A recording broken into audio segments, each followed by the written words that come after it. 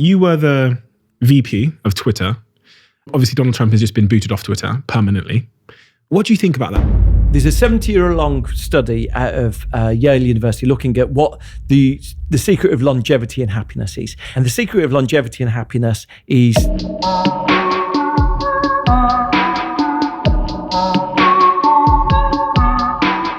work. The thing we spend the majority of our lives doing. Today's guest is an expert on exactly that. How can you be an expert on work?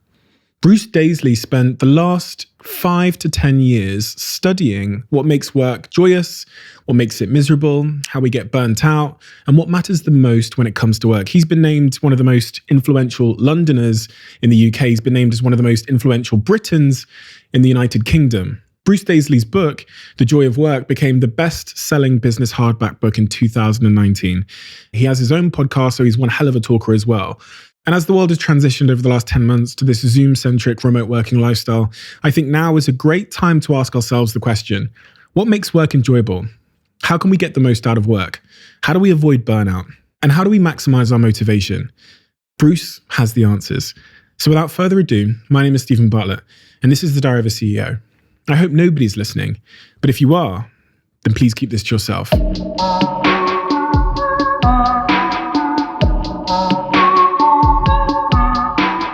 Bruce, you wrote I feel like that's an understatement. You wrote a smash hit book about work called The Joy of Work. And I've seen this book absolutely everywhere. It's been an absolute phenomenon.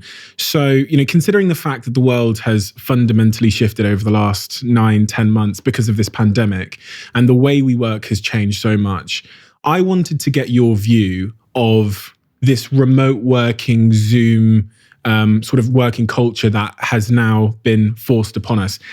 Just before I let you answer, I'm going to give a little sentence around my take on it.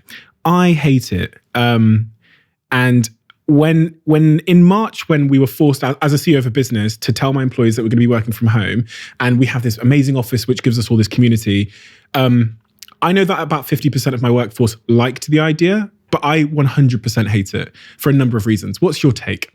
So I think at the outset, I shared some of your reservations. Brené Brown talks about this thing which is collective effervescence, and it's a good way. She's coined a term for something you see quite a lot in social science, that even the introverts amongst us actually quite like being around people in some scenarios. And we get far more of our energy from the tribe we're in and the people we're surrounded with than we'd probably admit. And so when it first happened, look, the defining thing about work for me is laughing every day. If I laugh every day, and in the organizations I've been in, they've been at times incredibly stressful. We've had, at times when I was at Twitter, there was just, for good reason, there was like big headlines demanding stressful scenarios. But either the dark humor that you find in those moments, or the moments of levity that you can just get if you're around people that you trust. Soldiers talk about this, or firefighters talk about this. You can find humor in, and I used to love that. And so the idea of shifting to a world where somehow we're plugging into the matrix and we were losing that camaraderie, that kinship that we get from being around other people, I wasn't necessarily the biggest advocate of it. I think what's clear, though, is that we've fundamentally moved into a different world. And some of those preconceptions that we might have had might have been partly ill-judged. So working through those things, the number one thing we know, 91% of people say they want to continue working in some capacity. When you look at the numbers of that, people broadly say they want to work at home 3 or 4 days a week. So there's some firms saying we're going to let people work 1 day a week or 2 days a week at home. Workers want to work more than that. So there's going to be some degree of balance, and we're going to achieve an equilibrium. So that's the demand side of it. And in fact, when you look at all age groups, young or old, there is a slight difference. So younger workers have said that they're happy at home, but it's close to how happy they were in the office. And we can partly understand that. A lot of young workers don't have home offices. They don't have nice desks. They're sitting on their bed, or they're sitting on the table that sits at the end of their bed. So they're working in slightly different scenarios. But even they report they're more productive and happier than they were in a big open plan office. So that's the first thing. Older workers are significantly happier. If you've got a bit of space, it seems to correlate with you feeling really happy. So broadly, all of the evidence suggests actually the experience of it has been at least unbalanced positive. Mm-hmm. So then you look at the other side, and I guess it's firms.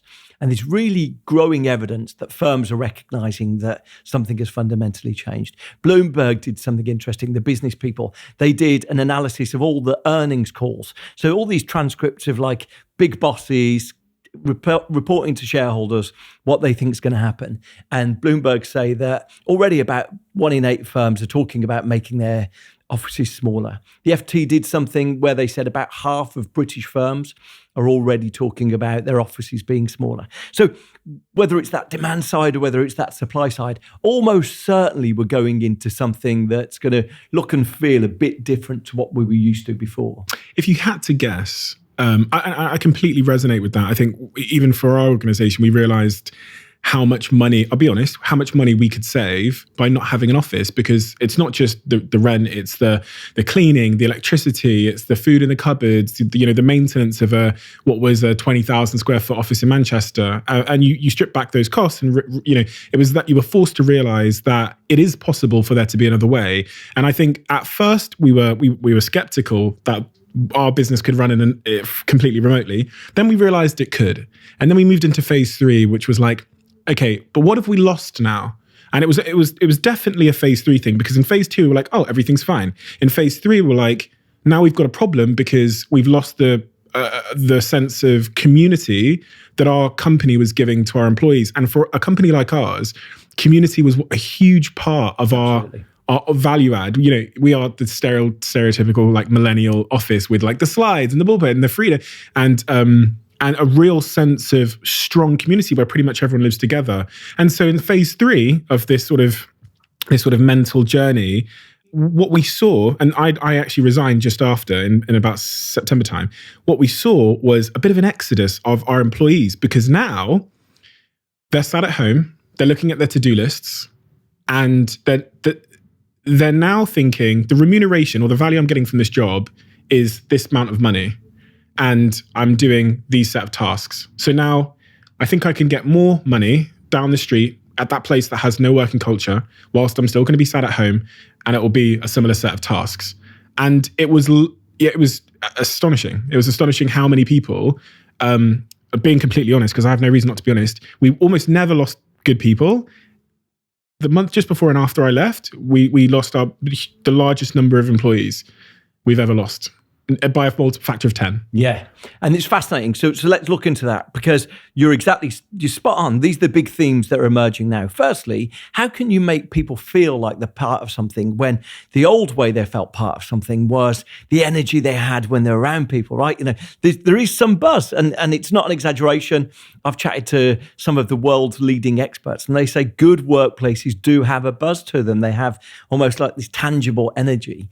And I think that's one of the challenges we've got now. If you've got a situation where people are on video calls back to back, and it might be not with the big boss, it might be with clients they're dealing with, or it might be with customers they've got to keep happy. But if they're on back-to-back meetings with those people, then they can just feel, well, look, that's going to be exactly the same wherever I go. We're not going to have the same energy. And there's far more evidence that when people feel part of something bigger than themselves, it's transformational. So I'm sort of writing something about resilience at the moment, a book about resilience. And what you discover is that actually what you hear about resilience is that people tell you all these myths about resilience, that it's this individual strength, or it's this trait that we can develop. And what you discover about resilience is it's normally a collective thing. It's because you feel part of a resilient community. You feel like you've got the strength of others to draw upon. You feel like you can tap into something. One person in some of the research I was reading said, you can't be resilient on your own. Mm-hmm. And there's so much truth in that. Now, what does that mean for the way we're working right now? Well, if you've got someone in a bedsit or a studio flat or a flat share, and they're sitting on their own all day and they feel lonely, it's almost certain that those reserves of resilience are being tapped. And, there's one thing that psychologists talk about all the time. It's this notion of affect. It's a fancy way of saying mood. It's a psychologist's way of saying mood. And what you discover about affect is that the mood we're in is really influential on a lot of the things, on our experience of life, on our creativity, on our sense of collaboration. So scientists talk about positive affect and negative affect. And positive affect, best way I can sort of frame positive affect, it suggests that like the mood we're in transforms some of the decisions we make. And the best way I can frame that is that when you're a kid growing up, whether your main carer is a grandparent or a parent or a guardian, but you knew from the age of 4 or 5, you knew that there was a good time to ask for something and a bad time to ask for something. You knew based on the mood that your carer was in, that there was a good time to ask for something and a bad time. But affect, the mood we're in affects our decisions. Well, the situation we're all going through right now is not positive affect, it's negative affect. Loads of people are feeling burnt out. Average person during lockdown has been working about an extra 45 minutes a day.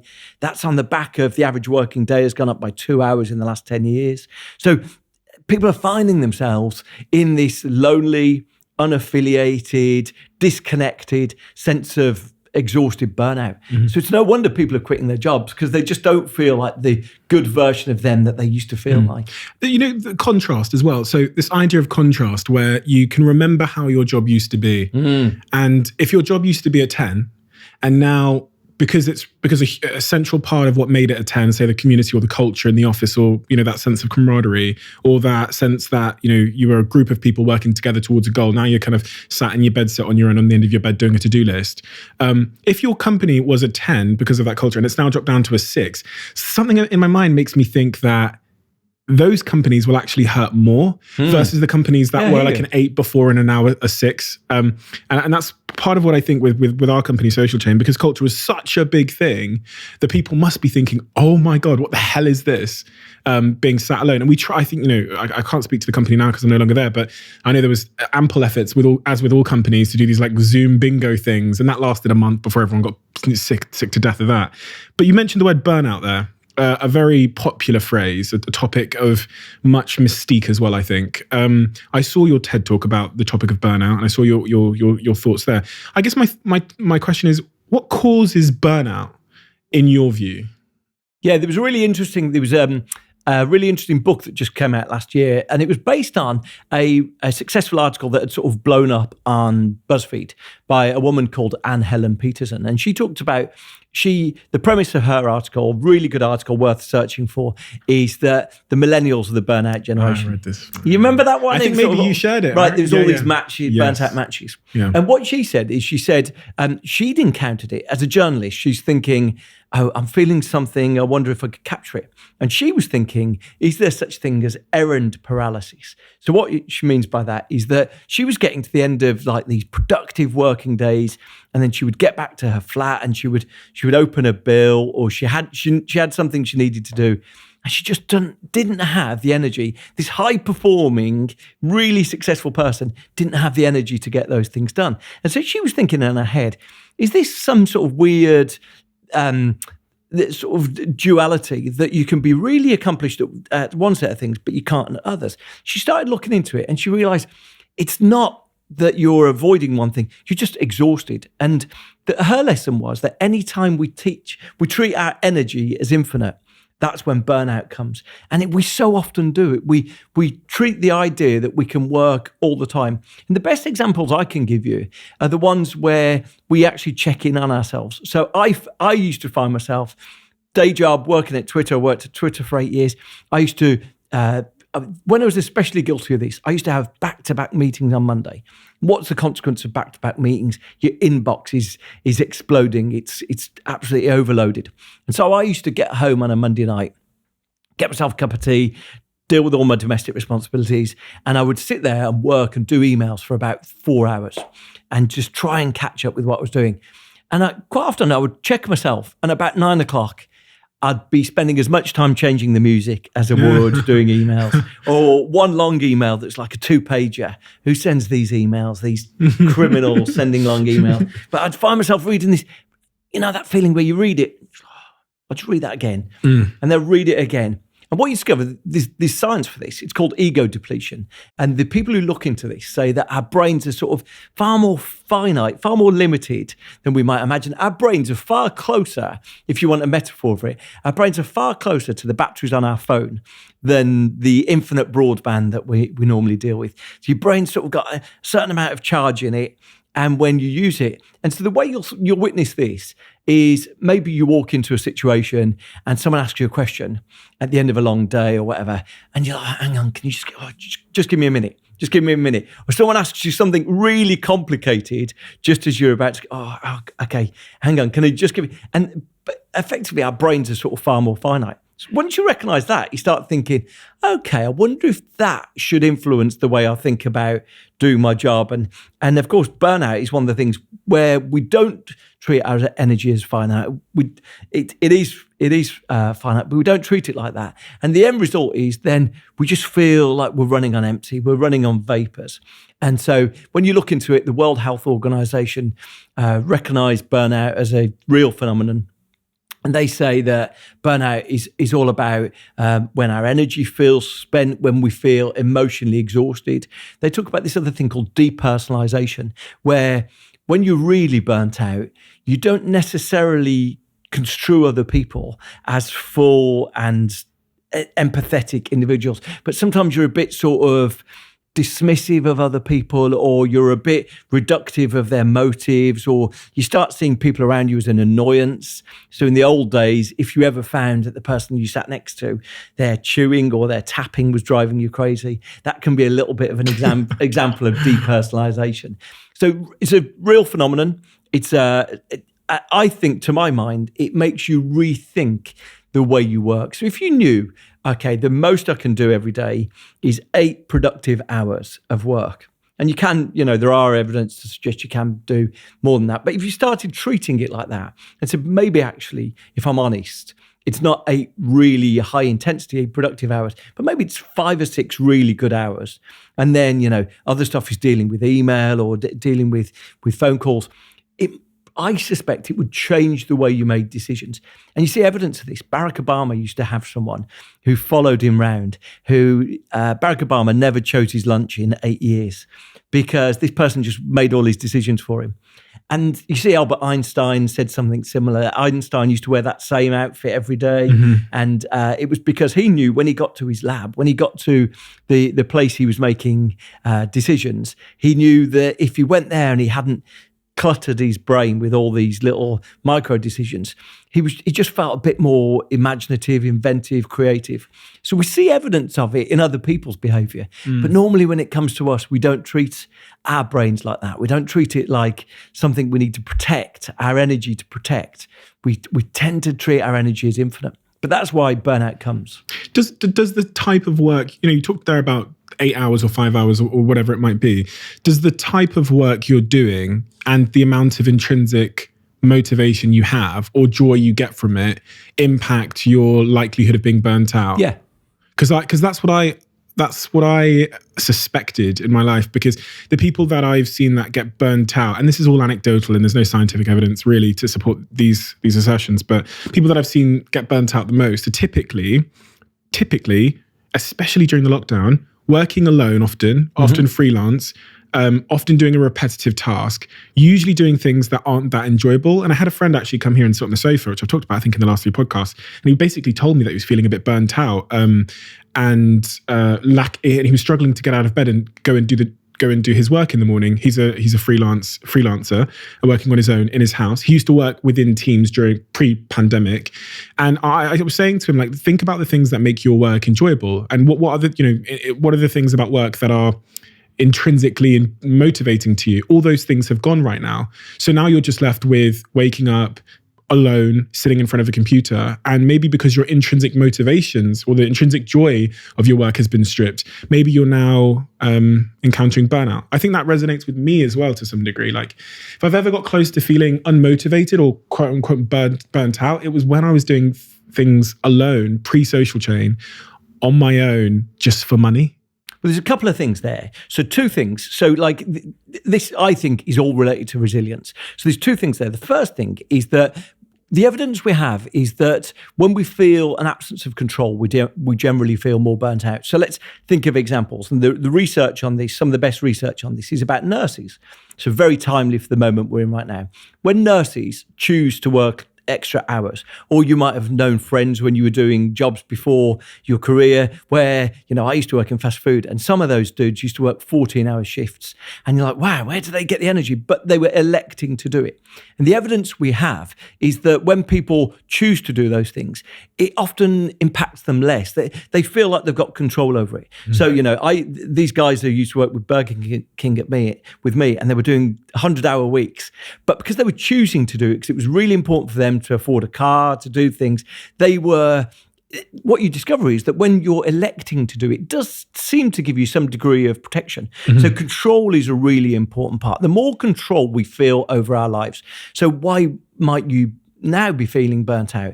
Because imagine if your company has you on 40 hours of Zoom calls a week, or your inbox is always full, or you've got a difficult person you have to deal with, a client relationship who's phoning you all the time. You might be feeling the absence of control, or your friend who's the freelancer might be feeling like, I'm not in control of things. But there's a couple of other really important parts, and they're about our identity and about our sense of community. And you get really good evidence of how when we feel part of something bigger than us, and feeling that connection, being around people is a really important part of that. It tends to enrich us. It tends to protect us. And you see really good evidence of this. You see when people go to hospital, if they have like a heart operation or they have something serious, when they come out of hospital, the people who reported that they were part of groups before, their chance of survival, their chance of avoiding depression is massively higher than those who live in isolation. And look, that's the experiment we're going through right now. That you might have wonderful friends that are at the end of a Zoom line or a Messenger link or a WhatsApp, but if you're not around them, to some extent, some of the energy we get from them is dissipating. And I think that's the challenge that a lot of us are in right now. It's just a very lonely existence we've got now. All of the things that we found nourishing, enriching, life-affirming, a lot of them have been taken away from us. Now the challenge. Go on. I was going to say. Actually, there's a lady that sat in your chair yesterday, Anna Hemmings, and she's an 11-time world gold medal, world champion, amazing Olympian, etc., etc. And she was speaking to the fact that at one point in her career, when she was training in London to be a kayaker, so she's like an 11-time world champion kayaker, right? And then at one point in her career, they decided that they wanted her to go to the Olympics, so she had to learn sprint kayaking. Right. The coach was in Florida. So they took her away from her team in London, and she had to basically train on her own via using an email that her coach in Florida was sending her.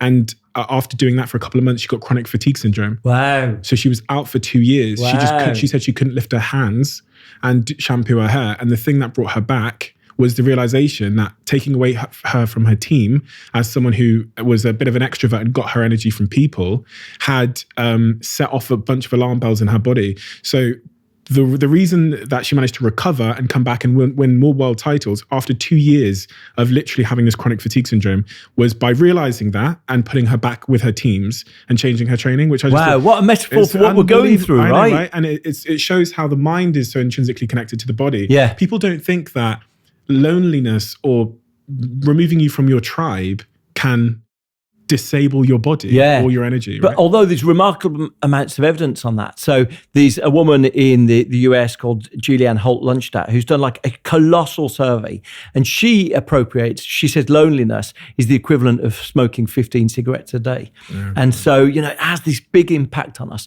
And loneliness is bigger than obesity in terms of the health impact it has on you. And that's what we're going through right now. And for all of these things that we've tried to sort of create these artificial alternatives, Zoom quizzes and all manner of things like that, they just don't have the same connection of feeling surrounded with someone, there's some evidence. As soon as you start looking into these things, it's extraordinary what an impact people have on each other. So these one piece of evidence, I went up to Oxford to meet the woman who did this research, and she took groups of rowers, similar to the kayaker, took groups of rowers first, and there are Oxford University rowers, you've seen them, they're colossal, they're monsters. She put the first group individually on rowing machines. Second group, she said, okay, I want you to be on a made-up boat. You're going to sit on your rowing machines, but you've got to be in stroke with each other. And she wanted to see, firstly, sort of what was the different experience. What she noticed was that firstly, they did about the same amount of exercise. It wasn't like some had worked harder than others, but she measured the endorphin levels. You do that by, you put these arm cuffs on people, you subject them to pain, and you see how much pain they can take. And the endorphin levels of the people who'd rowed together was twice as high as the people who'd rowed alone. And you see this with choirs. People who sing in choirs, you can grab strangers off the street, get them to sing some ABBA songs together. And you say to them at the end of it, how do you feel? They say, I feel utterly elated. Now, that's not because singing ABBA songs on its own does it. It's because when you feel some connection with other people, even strangers, it seems to be transformational. It seems to sort of elevate our mood, and all of that has been stripped from us. So, if you've got, I guess you can try to do some approximations of it, but all of that has been stripped from us. And I think that's why it's inevitable that we are feeling flat, energyless. It doesn't feel the same right now. How do we fix that though? And this is, I think, going back to the start of the conversation, why I hate it. I hate the lack of connection. I hate the lack of community. I think. Are you an extrovert, would you say? Oh God, I really don't know. I think on one hand, I'm a massive introvert. Yeah. I'm people know me. I don't like small talk. I like to sit alone for weeks on end. I went off to the jungle for 4 weeks in September alone, went off to the Costa Rican jungle alone. So I like that, although I have this kind of public speaking and social media brand. So I actually don't know. Although a lot of introverts like that ability to switch on the public speaking side. But I think actually the more you look into the introvert extrovert thing, it's sort of a compartmentalization that doesn't necessarily, the vast majority of people sit somewhere in the middle, exactly. So I'm the same as you. No, but these, I think, look, the point you raise is there's no easy substitute, but there is some evidence. I saw an amazing piece of research, and it looked at couples who live distance relationships. So, in the UK, distance relationship means you're an hour's drive from someone. In the US, it means you're like a 3-hour flight. So they did a piece of research, 40,000 couples living distant relationships. And they wanted to know, so these were unmarried, so they wanted to know the ones who made it through a year. What was the thing that made it through a year? And this research was done 3 or 4 years ago, so it's not from a different era of technology. But the ones who stayed with each other for the long term, phoned each other every day. And, when they were asked what you talked about, they said, we just talked about trivial things. So I think so many of us have got into this frame of mind of thinking, well, I liked her photo and I sent a quick WhatsApp saying, I sent a voice note, horrific use of technology, but we think somehow we've serviced the relationship by doing these things. And actually, when you come down to it, and maybe future generations will be different, but it's often quite analog. It's that sense of feeling seen and appreciated. So I suspect FaceTime might work the same way, but so many of us are overwhelmed with these performative Zoom calls right now, where you're sitting there with like a celebrity squares, a blankety-blank array of faces in front of you. And I wonder if it's that sense of being seen and being heard that probably connects and cuts through a bit more. Yeah, I think so. I just think work is just so much more than the work, right? I think, especially in the world we live in at the moment, where we're getting lonelier as a society. I was looking at the stats when I was writing my book about, when they ask Americans, for example, how many people they can turn to at a time of crisis. It used to be 3 people a couple of decades ago. Now the medium answer is 0. Yeah. And I think it was Theresa May that appointed a head of loneliness or a loneliness czar for the UK. And I've seen the stats. So I think work is one of the few sort of, institutions where it still binds us together. And we're not between 4 white walls tapping glass to order food and alone speaking to our nan through a piece of glass. So it's a shame that part of community is gone. But anyway, moving on, creativity, something you've talked about at length. And for me, I've I've always believed that I'm least creative in the office. I've always thought I'm more creative in the gym and in the shower than I am when I'm sat in a boardroom with a bunch of people. And I know this is something you've spoken about, so I wanted to get your take on where we're most creative, what kills and causes creativity. Yeah, I mean, look, firstly, all I ever feel in all of these situations is that I feel like I'm a vessel that's passing on other people's knowledge. So I've found myself being consumed with all these things and interested in their learning. So look, let me tell you what I've discovered. That neuroscience is really intriguing. The most compelling thing about neuroscience is when you look into it. Neuroscientists used to work on experimenting on animals. I'm not that keen on that. I was in a protest group about animal experimentation when I was younger. And they used to look at brain injuries. So that used to be the main way that neuroscience worked. And it's only the last 20 years that brain scans have had any degree of sophistication. But what they've discovered in the time that they've had brain scanners is some of the things that they presumed about the way our brain works aren't necessarily right. So let me give you one example. Where they used to put people in these brand new brain scanners, and they would watch what their brains did. They'd give them a puzzle, they'd give them a Rubik's Cube. Their brains would light up in these sort of different places. And then they'd notice what happened when people stopped playing on the puzzle. And their brains would light up in sort of loads of places as well. And so it was baffling. What's going on right now, they'd say to these people. They'd say, oh, right, sorry, I was a million miles away. I was daydreaming. So, okay, right, that's interesting. Your brain's lighting up when you're not thinking about something, when you're sort of switched off. And so the way that neuroscientists categorize this, broadly, they say these three systems of cognition. First one is like when you're doing that Rubik's Cube or when you're typing an email. It's called the executive attention network. So it's the main thing you're focusing on. And then you'll know while your executive attention network is watching Netflix or while you're writing an email, you can also be aware of like the room you're in. That's called the salience network.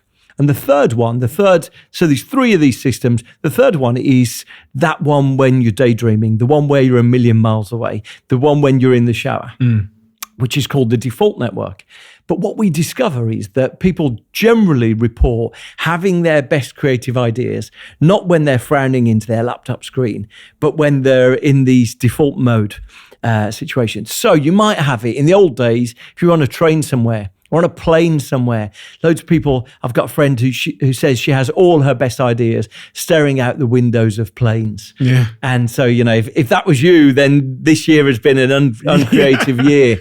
But my favorite example of it is a really famous screenwriter called Aaron Sorkin. He's written The West Wing. There was a film he had on Netflix just before Christmas called The Chicago 7. He's written all these big things, very famous for zingy dialogue. So he wrote The Social Network film, things like that. Sort of, really, what's better than a million, a billion? Like he's written all these zingy lines, and he's realised that he has all his best ideas exactly like you in the shower. He said he told Hollywood Reporter magazine he had a shower installed in the corner of his office, and he has 8 showers a day. And he was asked by them, hang on, is this like some weird OCD thing? He said, not at all. I find that when so I'll be sitting there thinking of something, trying to come up with an idea, but it's only when I disengage my brain that something comes to me, an idea comes to me. And so what you described is exactly what a lot of these people whose job it is to be creative have recognized. And as soon as you know that, you start thinking, wow, okay, I need to think differently about being creative, because creativity can then be, right, I'm sitting at my desk, I'm sort of taking all this inspiration in, stimulation, ideas, but then it's about disengaging, going for a walk, going for a cycle ride, going to do a workout might be the moment where the idea hits you. And I don't think necessarily we think about that enough. If you go back to this idea that your brain is a bit like your phone battery, then some of those moments that effectively can recharge your battery can be the moments where creativity hits you and inspiration hits you. So I think sort of rethinking the way that we treat a productive week of work, of, these blocks of work, but then moments where, it might be your personal routine is you go for a walk every lunchtime. That can be far more creative and productive than you might imagine. Well, how do we make our work environments more conducive with creativity then? Is there a way, or do we just resign to the fact that that's not going to be the best place for our creativity? And if we're going to reach our creative potential, it's probably going to be away from the office. I think it's about recognizing there's a yin yang, there's a balance Sure. of work and imagination. So I always love the example of Charles Dickens. Charles Dickens, obviously, like incredibly productive. I think he wrote 15 novels, 200 short stories. He edited a weekly magazine about a mile from here. Sort of incredibly productive, but he didn't work afternoons. And so Charles Dickens would sit down at his desk at 8 a.m. He'd write for about 4 or 5 hours, and then he'd go and walk. And he'd walk 10 miles every afternoon. And that was like him lost in his thoughts, striding through East London, probably sort of imagination popping. When he sat down the next day, he had loads of ideas. And I think some of us have eliminated that sort of the brain fermenting ideas. We've eliminated that a bit. So, it might be that your way to do this yourself is to make sure you just got some downtime, or you just got some time where, you put music on, but you turn podcasts off, or you try and get a bit more balance in how you're using your energy. So let's conclude this point about work and creativity. Say that I today made you the CEO of a company that had 100 employees, and you could design from scratch the working environment, how often people worked, and some of the sort of key sort of principles and foundations of that working environment. What kind of things would be important to you based on all you know? So let's look into what happened in lockdown. The first part of lockdown, most people reported that their engagement went up. And why did their engagement went up? Their engagement went up because they were solving problems. Like, we'd never worked like this before. Everyone was, the first moment you're getting on a Zoom call or a Google Hangout, or you're getting on these things, there's like, even though you're in this crazy situation, there's a degree of excitement. It's fight or flight almost. Right. And so what do we know about that? We know that people felt that they were involved in, firstly, a bit of team collaboration, but secondly, they were helping solve problems. And so, there were whole organizations, computer sales have gone through the roof, whole organizations that had no laptop computers. So they had to arm their teams with kit. And so people felt really engaged by the fact that they, back to what we talked about earlier, had some control, they had a bit of influence. So number one thing that we discover is the more that people feel that they can have an impact in their job, and it might be something simple, they're just responsible for a couple of things themselves. The more that they feel that they've got some agency, some control themselves, they feel motivated in their jobs. When do we feel unmotivated in our jobs? When our boss tells us what to do, but we don't get any input into it. We don't necessarily think it's the best thing to do. We're doing repetitive things that don't feel very rewarding. So the best thing that any of us can do is think, well, how can I make teams feel small and teams feel like they've got a shared sense of accomplishment and pride in what they're doing? So that's what I would be saying. What you discover is 100 is a really nice size, actually. Anytime a company goes over 100, what you discover is you lose a bit of some of that camaraderie. You better almost, there's a few organizations that do this. When you go over 100, split it into two teams. Yeah. Because that sort of cohesion you get works really well when we've got a familiarity with each other. And what happens is when you go over that, you start losing it and you think, we want it to feel like it used to feel. It's never going to feel like that. Humans don't work like that. So it's far better to say, we've got two teams that love each other, but we're working on separate goals. So keeping things small is really critical. And there's lots of evidence of the smaller you can keep things, you almost get the economies of engagement compared to the economies of scale. Yeah. That when people feel they're part of something that they're having an input into, their engagement is higher, they work more effectively. So I would say that would be the defining part, making people feel like they've got things that they're responsible for. Generally, all of those things encourage active engagement. What you find when you look into some of the stats, they're terrifying. So globally, there's an organization, Gallup, do this workforce survey, opinion poll company, and they do this workforce survey. And they say that globally, 13% of people are engaged in their jobs. when they look into it. What I mean by that is that there's almost as many people, there's about 22% of people who would actively disengage their jobs. So by actively disengaged, they kind of hate their organization and they want to bring the downfall of their organization. So anytime you meet someone on the tube or in the street, they're almost twice as likely to want to destroy their company as make it succeed.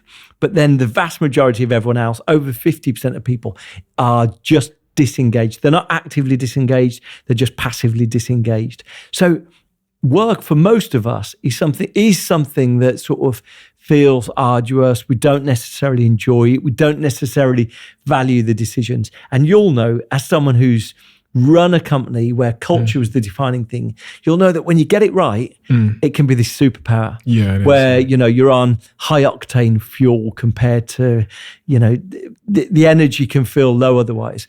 And so just getting those things right generally is far more about people feeling a personal connection with the people they're around, feeling like they're contributing something. These things play a really big part. We talked a lot about the joy of work. Obviously, the antithesis of the joy of work is the misery of work. And at some point when work feels miserable, people are faced with this quite confounding question, which is, how do I know when to quit? And I think there's so much written about how to start and when to start, and starting being the thing. But obviously, the thing that comes before starting usually is knowing the right moment to quit. People don't quit sometimes, and they spend many decades in a miserable job. And, then their fear of quitting almost becomes stronger because they're getting more comfortable and more entrenched. So I've not seen you talk about anything about quitting before, but I just wondered if you had a take on when the right moment to quit a job was. Or I know it's an incredibly personal, nuanced thing, but people, I was thinking, what are some of the things people really want to know right now? And one of them, I'm sure, is like, I hate my job. I don't have control. My boss is an asshole. Do I quit? I'm going to tell you a secret. For the past 5 years, while building Social Chain into a 700-person global social media powerhouse, I've been using a service that I've never really mentioned. Some of you might know that service. It's called Fiverr. Fiverr. It's my little secret. If I've ever had a project where I've needed affordable, skilled freelancers to help me, whether it's building a social media application that made my company £3 million, or just a video I needed editing, or help making a logo or making a website, I've used Fiverr. Now that my secret's out the bag, here's what I'm going to do for you. If there's a freelance service you need, or a project you need help with, a logo, a website, a voiceover, a video you need made, anything at all, go to fiverr.com/CEO. I'll put the link in the description. That's fiverr.com/CEO. Message me the service you want from the website, and every single week I'll personally send you the credit to your Fiverr account so that you can get that project done. Thank you to Fiverr for the sponsorship and for supporting entrepreneurs and freelancers around the world. I'm looking forward to all of your messages. I've been working my way through these Huel nutrition bars this week. As you know, I love the ready-to-drink Huel flavors, but Huel have also got these salted caramel bars, and I'm a big salted caramel nut, which I've been having. And if you're someone that does like to chew, not just drink your food, then I really highly recommend the salted caramel flavor. There's also another flavor called the raspberry and white chocolate flavor, which I've been very addicted to over the last couple of weeks. But again, just like Huel, it's nutritionally complete. You get all of your proteins, you get essential fats, it's gluten-free as well, and you get 26 vitamins and minerals from these bars. Tastes amazing. And I'm a big salted caramel fan. Give it a go. If you do, send me a screenshot on Instagram or Twitter or LinkedIn and let me know what you think. Again, as someone that skips meals, this is an absolute lifesaver. I was thinking, what are some of the things people really want to know right now? And one of them, I'm sure, is like, I hate my job. I don't have control. My boss is an asshole. Do I quit? Yeah, look, big question. Yeah. You probably could tell us more than that. Well, I've just quit my job, so.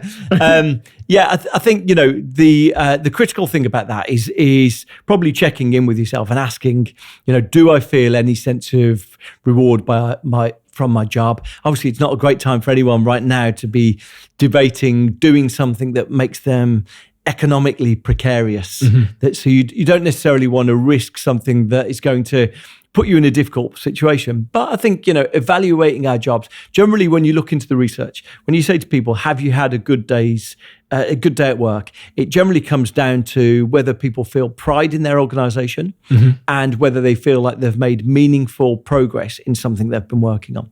So meaningful progress actually can be difficult right now. If your job feels like you're the expert in emailing and video calls, you sometimes feel like you've made no progress for weeks. You haven't done anything for weeks. And also if the organization is struggling, this is a really interesting phenomenon because some organizations pre-COVID were growing. So naturally, when you're an employee in those organizations, you're dragged up with it. You're given promotions and pay rises, and there's the cash to fund that. Now, organizations are in decline, or a lot of them are hanging on. And so you're not getting a promotion. Your pay's been frozen. You might be on a pay cut. You might be furloughed. And it feels like suddenly you've gone into decline in your career because the organization you're in is in decline. And I think that also causes a lot of people to start to think, well, my whole life up until this point has been about progress and climbing the ladder. Why am I going down the ladder? Yeah. I didn't do anything different or wrong. There's a really interesting philosophical thing about that, because the whole idea of a career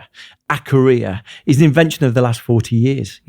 Our ancestors, our grandparents, our great-grandparents never had the idea of a career where I was going to be accomplishing something and developing and changing. The job you were going to be doing next year was the job you were doing last year. Well done. And the job that your kids were going to do was going to be the job that you did. And this idea, and it brings with it a degree of insecurity, this idea that we will be on this developmental path is a construct. Look, and it's a construct that suits the economic system we live in because it makes us always strive to be accomplishing more than we did last year and to be earning more than we did last year. But it's a construct of the last few years. Whether it's the origin of happiness, I'm not 100% sure. If I was going to put two things alongside, some of the things that you've talked about, that sense of feeling part of something, feeling connected to other people, I think is a more robust route to happiness than feeling like I'm on a career trajectory, even though that can, the illusion of that can be incredibly powerful. It's interesting because, with there's this thing called like gold medal depression, where like Michael Phelps, he set these targets. One thing I kind of investigated in my book is the idea that we think stability, we think chaos, we think we live in chaos and in search of stability. But the moment we find stability, i.e. completed goals and roof over our heads and everything's normal, we actually descend into chaos. So in fact, we're meant to keep, this is a philosophical idea, I guess, but we're meant to keep our lives in forward motion in that chaos, because when you look at people that have achieved all their goals and they have nothing left to accomplish, they so often fall into some kind of depression and lack of purpose and meaning. I think Jordan Peterson talks about it. I know Ben Shapiro said a lot about it, that, much of, I was looking at the stats around life expectancy in the UK and the US, and over the last 2 years, it's declined for the first time ever. And they say, why is that? They say, because the opioid crisis. And they say, why is there an opioid crisis? And they say, well, because there's a lack of meaning. And so I began to realize that in my own life, I think I'm meant to keep myself, my goals way out in front of me, almost unattainable, and keep myself striving. And I've even seen it in my person, which I've talked about a little bit on this podcast, the days where someone came along and said, here's 50 million, we'll buy your company, or we're going to go to the stock market and you're going to be a millionaire, were the most confusing days of my life, because I immediately didn't know what my point was anymore. I wonder, there's something really fascinating. So there's a study of Olympic medalists, a British study, really fascinating piece of work. It's called the Great British Medalist Study. And it was commissioned by the British Olympic Association. So they wanted to know what was the creation of a champion. And they did this fascinating thing. They gathered 20 what they called super elite athletes. So these are athletes, you'll know them. All of them are household names. They don't name them in the study, but it's people like Kelly Holmes. It's people like the big iconic names. And these were people that every time they went to a championship, they would win gold, or they would be right in contention. Then they took a second group and they called these elite athletes, super elite, elite. And these were people who went to championships but kind of didn't medal, or if they medaled third. biggest difference between them. These ones had all received significant childhood trauma. The elite ones. The super elite ones. The ones. best ones had achieved significant childhood trauma. Let's start counting the cases. So Kelly Holmes, she was bullied at school. She was the only child of mixed race ethnicity in her village. She said she experienced continual racism. Tom Daly, his father died when he was training. Yeah. You look at countless examples of these things. Andy Murray was, greatest British tennis player, maybe greatest British sports person. He was at the Dunblane shooting, the only mass shooting in British history. So all of these people have experienced significant childhood trauma. And what happens is they tend to direct their energy based on what we know. They direct, like, they're fortunate. There was a coincidence that they were gifted supreme talent. And what you discover is childhood trauma normally correlates with addiction. So if it correlates with anything, it correlates with obsessive behavior. But both of them have something in common. You're trying to fill that void. And so these people are fortunate that they've been gifted with this super elite talent that they can fill the void with striving for something. And the people who end up at addicts with the same challenge don't, but they're still striving to fill that void. And so there is something in, it's almost inevitable that these people who are striving for the elite accomplishment, hoping to fill this hole that sits inside them. Of course, when they get there, they realize it was all an illusion. It's like a mirage in the desert. But there is something in what you say there. I mean, completely. Like, I think when I sit here and speak to people that are tremendously successful, and the one thing that I see in common with all of them, I actually think I said it to Joe Wicks when he was sat here 2 weeks ago, was they all seem to have some real severe childhood trauma that no one else has experienced. Okay. And even in I said to Joe, I said, I've got a friend who's a billionaire.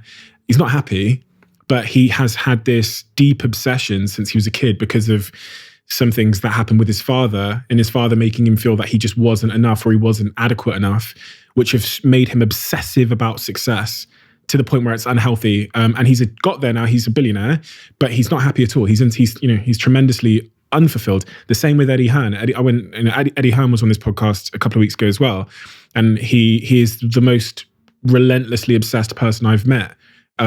Just non-stop, to the point where he'll say to his kids, like, he'll tell his wife and kids that they are second priority to his to being a boxing promoter.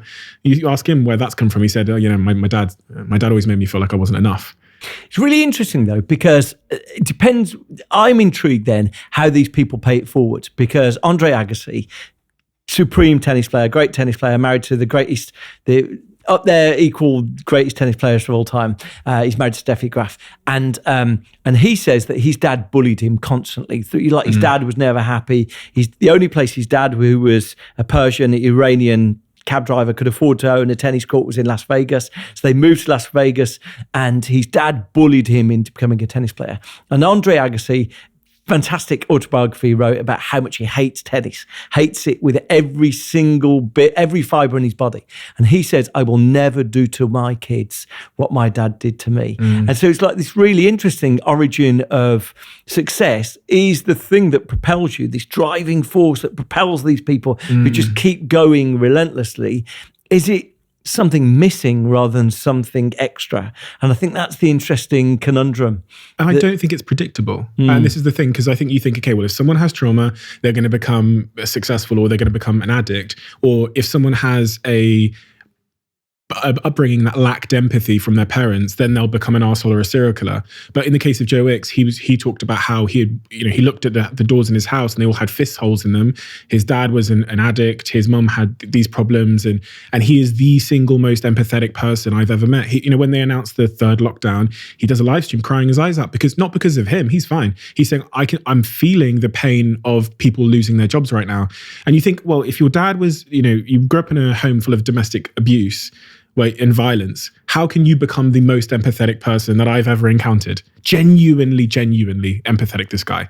Like, I've never seen, because everyone says about, pee with Joe, and they all like send him the memes every time there's a lockdown of him like putting his shoes back on or whatever. But the guy gets really down, really down, because he knows that other people are hurting. Never seen anything like it.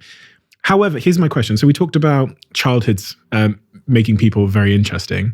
There's one guy in particular who is notoriously had a very interesting childhood, which made him a certain way, Donald Trump. and his father. You know the story of Donald Trump and his father being, you were the VP of EMEA of Twitter. Obviously, Donald Trump has just been booted off Twitter permanently. What do you think about that? But also, I wanted to ask you, if you were Jack Dorsey at that time, would you have made the same decision? Number one, it's so incredibly hard. And I think I always felt lucky. I worked 4 years at YouTube before Twitter. Mm-hmm. And the time that I worked at YouTube, there was a lot of mass shootings. And there's always mass shootings in the US, but there's a lot of mass shootings. And the phenomenon at the time was that a lot of the mass shootings, it was being discovered that the people had YouTube channels. And so I remember sitting in a meeting with lawyers in the San Bruno headquarters of YouTube, watching them debate what the right moral thing to do was in these fascinating to watch things that were being invented, challenges that no one had conceived of 5 years before. Now you've got these things, and so you're watching all these things going on. And so, when Twitter was invented, it was a way 15 years ago, it was a way to text all of your mates at once. And so there was a short code, and it was a way, it took like your MSN Messenger status and it sent it to text messages. That was the idea before everyone had internet connection on their phone. So that it feels like a different lifetime now, but it's just an illustration. To be 15 years on from that, debating whether you deplatform the most powerful, most well-known, is he the most famous person in the world? Maybe the most famous person in the world. To deplatform that person is such a journey to be on. And I know the people, I know Jack, I know the other person who made the decision, and I know that they don't make any of those decisions lightly. It's really weighs on them. But to my mind, it was a singular situation where, firstly, I saw some people on social media saying that this was an illustration that the employees of tech firms were woke. And it's just really interesting equivalence, because 6 people died in that event. And if you watch back all the footage of what led to it, then it doesn't take a huge leap of logic to say, I can see why that created that. So 6 people died. And I think it was at the end of a long period where increasing numbers of the tweets by the president and the people associated were being labeled with, this isn't true. And you do reach a point where a lot of critics were saying, where does your responsibility kick in here? Do you have no responsibility for what your platform is being used for? I think, knowing the people concerned, that was the last thing they wanted to be in the position where they were making a decision. Angela Merkel has come out saying she feels uncomfortable with it. And I can definitely imagine that everyone in Twitter felt uncomfortable with it. It was one of those difficult things. Everywhere you went for the whole Trump presidency, people would say, what are you doing? Why are you not taking this down? And of course, the first thing you've got to say is, irrespective of anyone's opinion, and that's the only way you can look at this, that this is an elected leader of a country. And so, irrespective of anything else, for a private company to be saying that we take an opinion which transcends the election result is a really uncomfortable one. So I know that it would have been a really careful decision, I think a really deliberate decision. Jack's been on podcasts and in places, Joe Rogan, talking about he believes that bans shouldn't be forever. So who's to say that, there wouldn't be a route back on these things? But I do know that the decision was probably made carefully, reluctantly. I think it's the right decision. I think it's the right decision. And I think the timing of it was probably right. I would be, it felt at the moment it took place, it felt like the intensity of dialogue and the toxicity of dialogue was reaching such a stage that, 6 people already dead. It's just like, this can escalate even further. And I have to say, since it's happened, it does feel to me like a bit of the stress in the room has gone.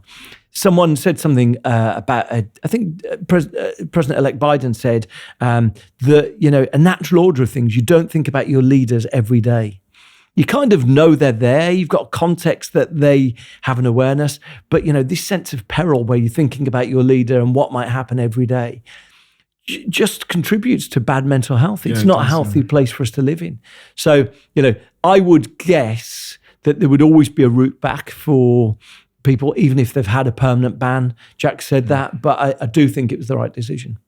I'm really not sure. I think I consider myself as someone that's on the left, I guess, to some degree, or maybe left of centre left. But it does make me feel a little bit uncomfortable because you're right, it sets a bit of a precedence for the future in terms of how we deal with opinions we don't like, things that might be considered to be inciting violence. What would you have done in this case? I think I would have suspended his account temporarily, like the Facebook approach.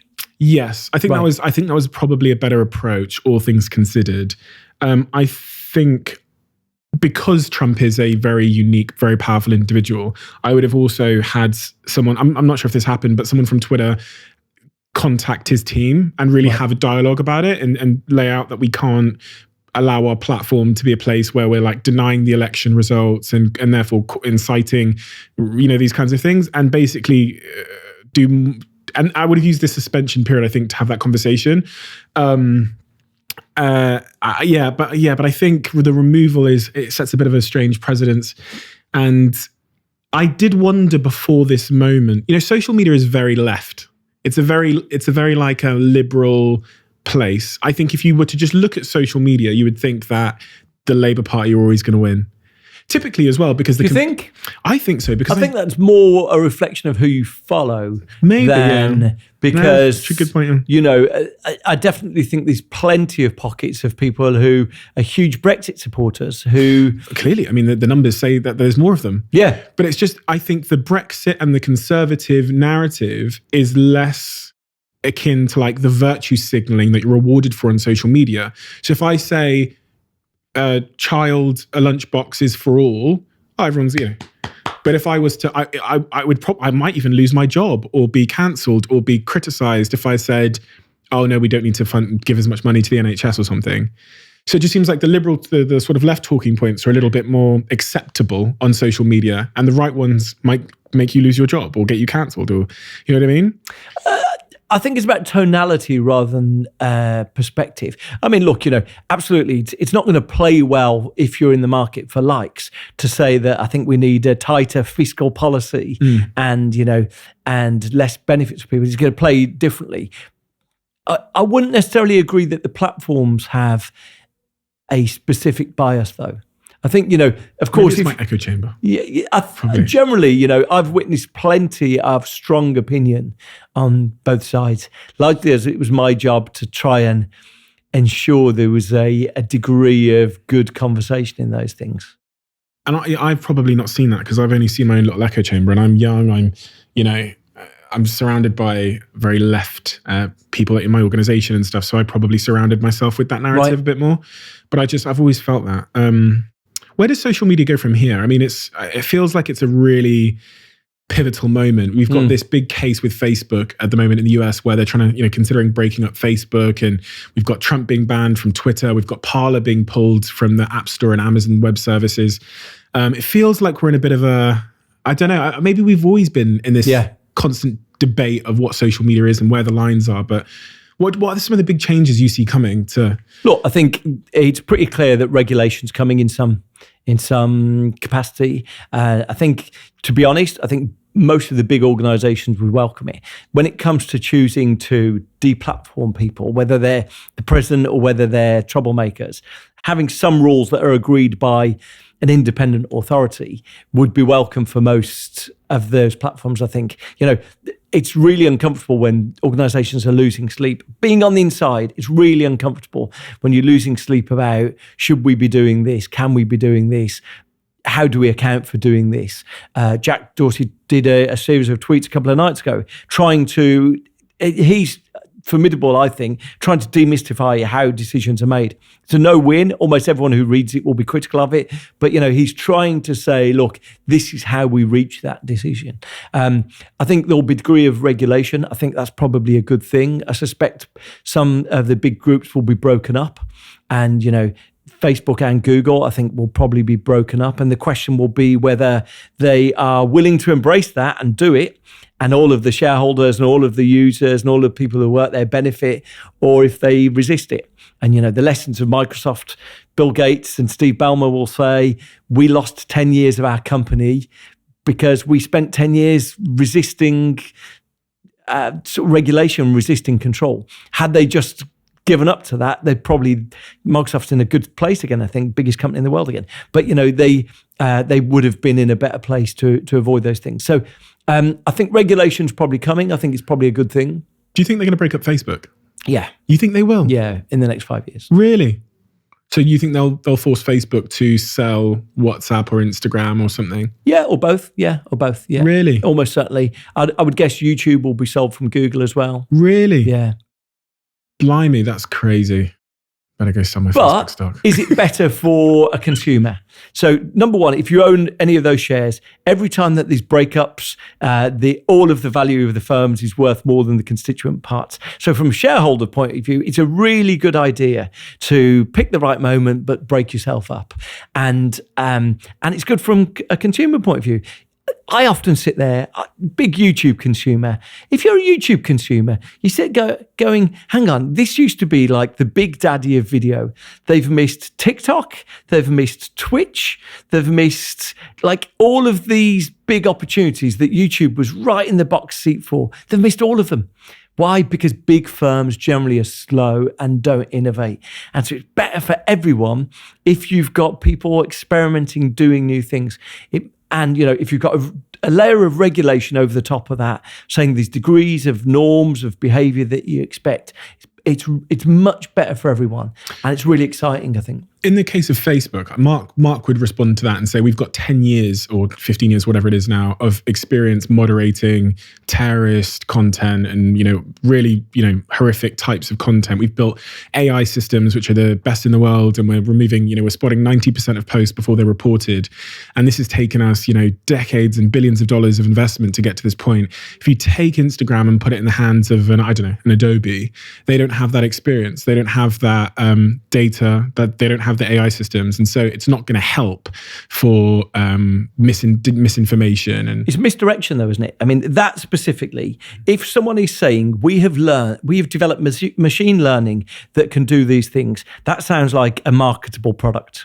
That sounds like something that shouldn't be the point of difference. That shouldn't be your differentiator, that you've got better capacity to deal with those things. But rather, that should be something that some entrepreneur avails to other firms. Mm-hmm. And I think, sometimes we can get locked into an idea of thinking, oh, the narrative that we're being given is the right one here. But rather more than thinking, actually, if someone could put a layer of safety over the internet that used that machine learning to spot things that were really heinous, that used that learning to make sure that no one had a bad experience.